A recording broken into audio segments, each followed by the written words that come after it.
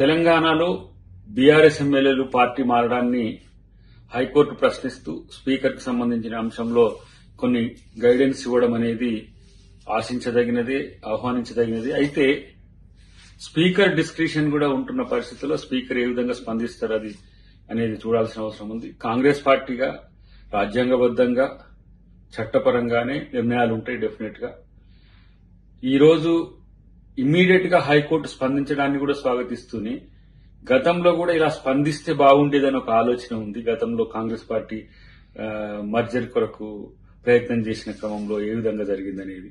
కానీ ఈ అంశం బీఆర్ఎస్ ఎమ్మెల్యేల పార్టీ మార్పు అనేది కేసీఆర్ వైఫల్యం నుంచే వస్తుందనేది తెలుసుకోవాల్సిన అవసరం ఉంది. అటు హరీష్ రావు ఒకవైపు, ఇటు కేటీఆర్ ఒకవైపు నాయకత్వ సమస్యలు వచ్చినాయి వాళ్లకు, ఆయన బయటికి రాకపోవడం కేసీఆర్ గారు, దానివల్లనే పార్టీ మీద నమ్మకం లేక పార్టీలు మారే పరిస్థితి వచ్చింది. గతంలో కూడా ఆ విధంగా ఒక్కరిని ఆ విధంగా చేసి సీఎల్పీని మర్జీ చేసుకునేంత వరకు ఆ రోజు హైకోర్టు ఆగకుండా ఉండుంటే తెలంగాణలో ఈ పరిస్థితి వచ్చేది కాదు. తెలంగాణలో రాజకీయంగా ఇలాంటి అనెథికల్ ఇష్యూస్ జరగడం వెనుక కేసీఆర్ పాత్రే ముఖ్యంగా ఉండడం మీద ఆలోచించాల్సిన అవసరం ఉంది. రేపు స్పీకర్ గారు గాని కాంగ్రెస్ పార్టీ గాని హైకోర్టు పరిధిని అటు రాజ్యాంగ పరిధిని దాటకుంటూనే వివరించే అవకాశం ఉంటుందని చెప్పి మాత్రం చెప్పదలుచుకున్నాం.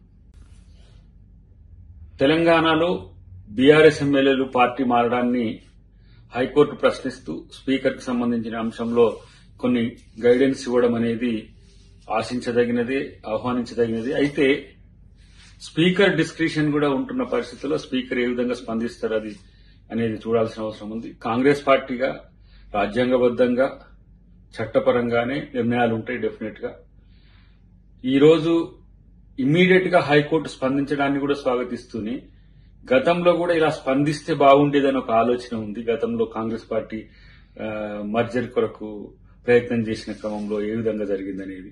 కానీ ఈ అంశం బీఆర్ఎస్ ఎమ్మెల్యేల పార్టీ మార్పు అనేది కేసీఆర్ వైఫల్యం నుంచే వస్తుందనేది తెలుసుకోవాల్సిన అవసరం ఉంది. అటు హరీష్ రావు ఒకవైపు, ఇటు కేటీఆర్ ఒకవైపు నాయకత్వ సమస్యలు వచ్చినాయి వాళ్లకు, ఆయన బయటికి రాకపోవడం కేసీఆర్ గారు, దానివల్లనే పార్టీ మీద నమ్మకం లేక పార్టీలు మారే పరిస్థితి వచ్చింది. గతంలో కూడా ఆ విధంగా ఒక్కరిని ఆ విధంగా చేసి సీఎల్పీని మర్జీ చేసుకునేంత వరకు ఆ రోజు హైకోర్టు ఆగకుండా ఉండుంటే తెలంగాణలో ఈ పరిస్థితి వచ్చేది కాదు. తెలంగాణలో రాజకీయంగా ఇలాంటి అనెథికల్ ఇష్యూస్ జరగడం వెనుక కేసీఆర్ పాత్రే ముఖ్యంగా ఉండడం మీద ఆలోచించాల్సిన అవసరం ఉంది. రేపు స్పీకర్ గారు గాని కాంగ్రెస్ పార్టీ గాని హైకోర్టు పరిధిని అటు రాజ్యాంగ పరిధిని దాటకుంటూనే వివరించే అవకాశం ఉంటుందని చెప్పి మాత్రం చెప్పదలుచుకున్నాం.